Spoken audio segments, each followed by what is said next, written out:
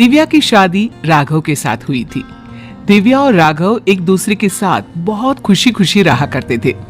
दिव्या एक मध्यम वर्गीय परिवार की लड़की थी, लेकिन दिव्या की सास अनीता जी का मायका काफी पैसे वाला था और अनीता जी अपने पैसे वाले मायके की वजह से काफी घमंड भी किया करती थी। एक दिन सुबह के वक्त, मम्मी जी मैं सोच रही थी अपने मायके जाकर आ जाती हूँ, बहुत दिन हो गया है ना। हाँ मम्मी, पूरा 1 साल हो गया है दिव्या को अपने घर गए। कुछ दिन रहेगी तो उसका मन बदल जाएगा। हाँ हाँ, क्यों नहीं बेटा, आराम से अपने मायके जाकर आओ। अरे भाई, लड़कियों को अपने मायके जाना भी चाहिए, वो भी तो तुम्हारा घर है। जरूर जाओ बेटा।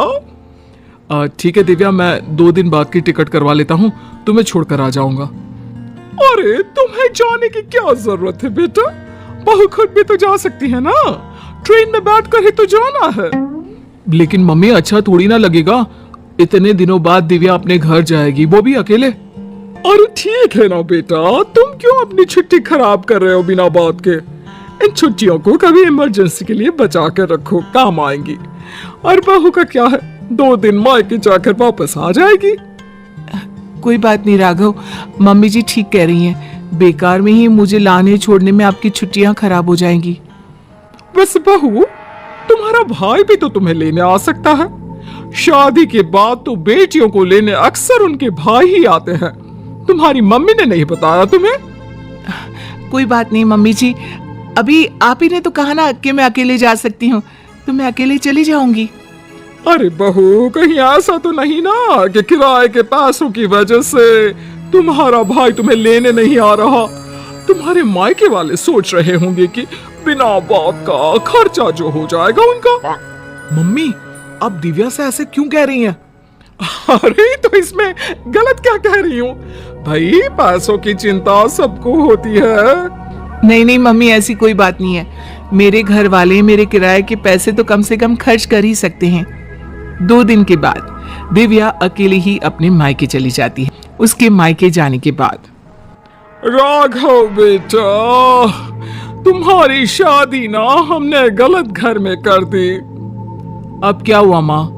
दिव्या से कोई शिकायत है क्या आपको? आपने मुझे उसके घर भी नहीं जाने दिया।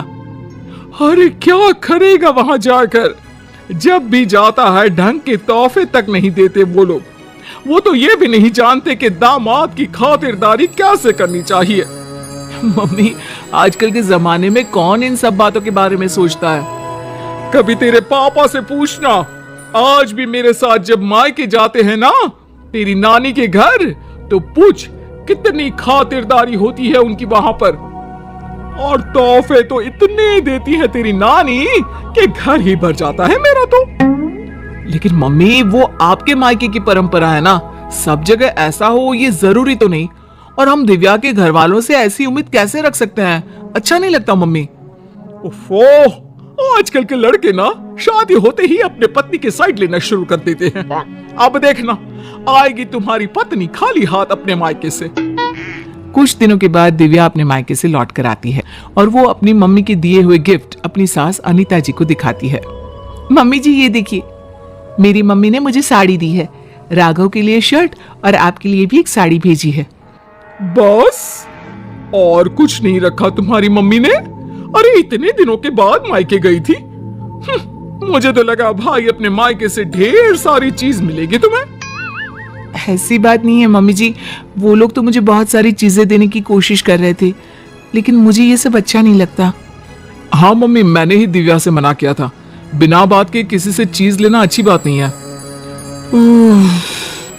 तुम्हारी नानी होती ना बेटा तो मुझे कभी इस तरह नहीं आने देती।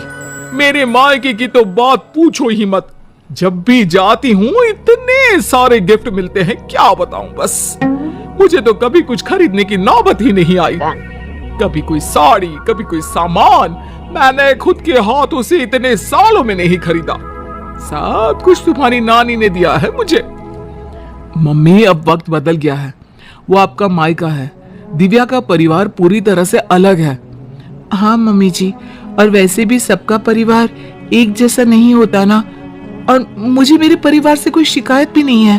कुछ दिनों के बाद अनीता जी अपने मायके जाती है और जब वहां से लौट कर आती है तो बैग भर भर के गिफ्ट लेकर आती हैं। देखो बहू, इसे कहते हैं मायके से आना। अरे भाई, इतना सामान हो गया था कि क्या बताऊं। अरे वाह मम्मी जी, ये तो बहुत अच्छी बात है, आपको इतनी सारी चीजें मिली हैं। वही तो, और एक तुम्हारे मायके वाले हैं, ठीक से मिठाई भी नहीं भेज सकते बेटी के ससुराल वालों के लिए। मम्मी जी, आप ऐसा क्यों कह रही हैं? देखो तो सही बहू, मेरी माँ ने पूरे 5 डब्बे रखे मिठाई के। इसे कहते हैं बेटी को विदा करना। तुम्हारी तरह नहीं खाली हाथ भिजवा दिया। बस करिए मम्मी, दिव्या आपकी बहू है, आप उससे इस तरह बात करेंगे तो वो क्या समझेगी? राघव की बार बार समझाने पर भी अनीता जी पर कोई असर नहीं होता और वो कभी भी दिव्या को उसके मायके के लिए भला बुरा सुनाती ही रहती है। एक बार अनीता जी की तबीयत बहुत खराब हो जाती है। मम्मी जी देखिए, आपको बिस्तर से उठने की कोई जरूरत नहीं है, आप आराम कीजिए, आपको जो भी चाहिएगा मैं लाकर दे दूंगी। हाँ हाँ ठीक है, देखो तुमसे जो हो रहा है वो कर दो। बाकी मैंने अपने भाई को फोन कर दिया है, मेरे भाई और भाभी आ जाएंगे मेरे मायके से मेरा ख्याल रखने के लिए। मम्मी आप ऐसा मत कहिए ना, दिव्या आपकी बहू है, वही ख्याल रखेगी आपका। मामा और मामी कितने दिन आपका ख्याल रख लेंगे? ऐसा कुछ नहीं है, मैंने कहा ना, मेरे मायके वालों को बड़ा प्यार है मुझसे। एक फोन करूंगी और दौड़े चले आएंगे। पूरा 1 सप्ताह बीत जाता है, लेकिन अनीता जी के मायके से कोई नहीं आता और दिव्या दिन रात अनीता जी की सेवा करके उनकी तबीयत ठीक कर लेती है। तबीयत ठीक होने के बाद, दिव्या बहू, जरा यहाँ तो आना मेरे पास। क्या हुआ मम्मी जी, आप ठीक है ना? आपको किसी चीज की जरूरत तो नहीं है? बहू मुझे माफ कर दो, मैं हमेशा अपने मायके का घमंड करके तुम्हें उल्टा सीधा सुनाती रही, लेकिन फिर भी तुमने मेरी इतनी सेवा की। मम्मी मैं आपसे कहता था ना, अगर आप अपनी बहू से प्यार से पेश आएंगे तो वो आपका बहुत ख्याल रखेगी और वही जिंदगी भर आपके काम आने वाली है। लेकिन मैंने तो अपनी बहू को हमेशा ताने मारे और फिर भी उसने मेरा इतना ख्याल रखा। मुझे माफ कर दोगी ना दिव्या?